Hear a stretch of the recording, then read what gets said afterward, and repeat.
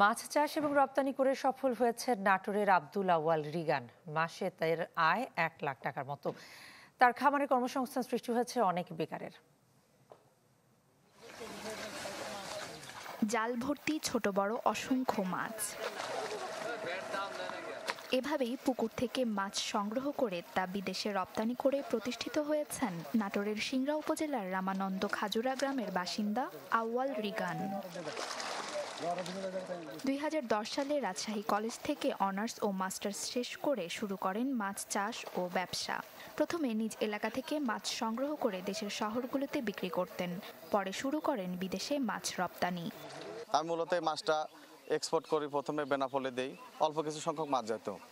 আমি শুরু করার পরে এখন মোটামুটি আমার প্রতিদিন প্রায় 5 টন মাছ যায় ইন্ডিয়াতে, এবং প্রতি মাসে প্রায় আপনার যে 100 টন মাছ ঢাকা, চিটাগাং, বরিশাল সহ অভ্যন্তরীণ সব বিদেশে রপ্তানি হচ্ছে।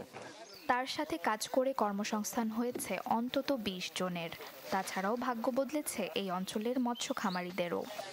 মাছটা পুকুর পাড় থেকে আমরা বিক্রি দিলে রিগানের কাছে আমরা খুব ভালো সাসা পাচ্ছি, আর কি লাভবান হচ্ছে। প্রতিদিনই 2-3টা করে মারলে আমার 2500 টাকা আমার প্রতি লোকজন পাই আমরা।